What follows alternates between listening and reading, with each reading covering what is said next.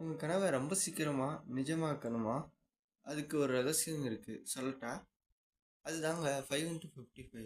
S, இந்த மெத்தட பத்தி நம்ம நெறையா பார்த்துருக்கோம். நெறைய கேள்விப்பட்டிருப்போம். ஆனா, அது எப்படி வேலை செய்யுது? என்ன பண்ணுன்றத பார்ப்போம்.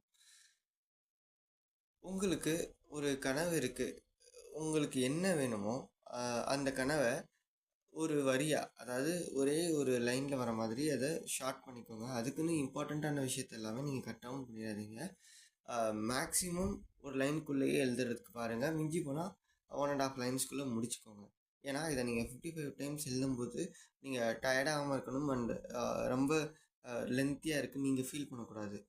ஸோ, அந்த அந்த ஒரு லைன உதாரணத்துக்கு நான் ஒண்ணு சொல்றேன். நான் மாதம் 1,00,000 சம்பாதிக்கிறேன். அ இந்த ஒரு எக்ஸாம்பிளா வச்சுக்கோங்க.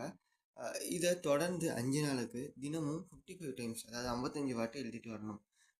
எந்த டைம்ல எழுதணும்? எப்படி எழுதணும்? இது எல்லாமே வந்து பார்த்தீங்கன்னா, உங்களோட விருப்பம் தான். ஆனா கன்டினியூஸா எழுதணும். இது என்ன ஆகும் அப்படின்னு பார்த்தீங்கன்னா, நான் பண்ண பிராக்டிஸ்ல இருந்து சொல்றேன்.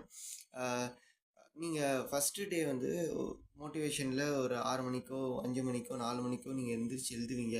ஆனா செகண்ட் டே வந்து பார்த்தீங்கன்னா, அதுவே டிலே ஆகும். ஒரு சில ரீசன்ஸ்னால வந்து பார்த்தீங்கன்னா, 7 மணிக்கோ, 8 மணிக்கோ எழுதுவீங்க.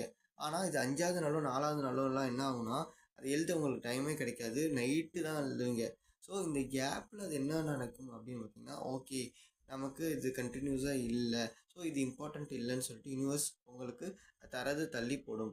ஸோ இது எல்லாமே உங்களோட சப்கான்ஷியஸ்குள்ள போய் பதியிறதுக்கு தான் இந்த மெத்தட் எல்லாமே செய்றோம். இத பத்தி வர வீடியோஸ்ல டீட்டெயிலா பேசுவோம். ஆ முக்கியமா சொல்லணும்னா, ஒரே டைம் எடுத்துக்கோங்க. 6 மணிக்கு உங்களால எந்திரிக்க முடியுதுன்னா, அப்ப 5:30 மணிக்கு எந்திரிச்சு எழுதுங்க.